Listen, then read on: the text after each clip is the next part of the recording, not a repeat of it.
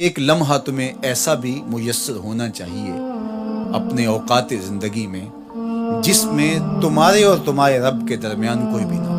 وَتَبَتَّلْ إِلَيْهِ تَبْتِيلًا، سب سے کٹ کے الگ تھلگ ہو کے بالکل یکسوئی کے ساتھ تم اپنی زندگی کے وہ لمحے اپنے رب کے ساتھ جوڑ دو۔ جس طرح ایک روایت میں فرمایا لی مع اللہ وقت لا یسعنی فیہ نبی مرسل ولا ملک مقرب، میرا اور میرے رب کا معاملہ کبھی ایسا ہوتا ہے درمیان میں نہ کوئی فرشتہ ہوتا ہے نہ کوئی رسول اور پیغمبر ہوتا ہے، وہاں میرا اور میرے رب کا ہی معاملہ ہوتا ہے۔ تو یہ یکسوئی کے لمحات ہیں، تو ہمیں بھی حضور علیہ الصلوۃ والسلام کے سینے سے نور لے کے اپنی زندگی میں کچھ ایسے اوقات مقرر کرنے چاہیے، اور وہ بہترین وقت میرے رب نے خود بیان فرمایا ناشیۃ اللیل ہے، وہ سحری کا وقت ہے، وہ رات کے لمحے ہیں، وہ پچھلے پہر کی مبارک گھڑیاں ہیں جب رحمتیں چھم چھم اتر رہی ہوتی ہیں اور اللہ کی رحمتیں بندے کا استقبال کر رہی ہوتی ہیں۔ تو اس وقت اگر اللہ کے حضور کھڑے ہو کے ربط قائم کیا جائے تو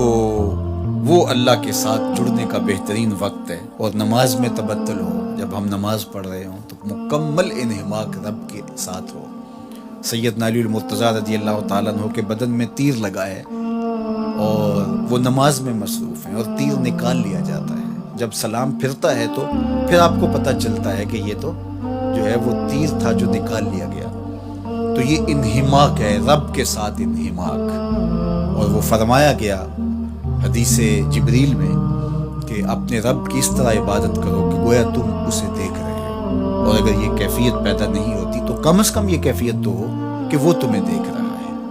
فَاتَّخِذْهُ وَكِيلًا، اور اسی کو کارساز بناؤ، اسی پر توکل، اسی پر بھروسہ، اپنے امور اسی کے سپرد کرو۔ جب اپنے امور اپنے رب کے سپرد کرنے کا مزاج پیدا ہو جاتا ہے، زندگی سوکھی ہو جاتی ہے۔ تدبیر کریں، اس کے لیے حکمت عملی ضرور آپ وضع کریں، لیکن کچھ کام کر کے اللہ پہ چھوڑ دیں۔ اگر توکل بھی یہی ہے کہ آپ گھٹنا بھی باندھیں اور سپرد اللہ کے کر دیں، اسی کی طرف سے کام ہوتے ہیں اور وہی کارساز حقیقی ہے۔ تو فرمایا کہ فَاتَّخِذْهُ وَكِيلًا، اسی کو کارساز بنا لیجئے اور اسی پر اپنے کاموں کو چھوڑ دیجئے۔ جو کشتیاں اس کے نام پر ڈال دی گئیں وہ ڈوبتی نہیں ہیں، وہ منزل تک ساحل تک پہنچتی ہیں۔ تو ہمارا تو اتنا ہی کام ہے کہ کشتی ڈال دی، لیکن اس کو پار لگانا تو اسی کا کام ہے۔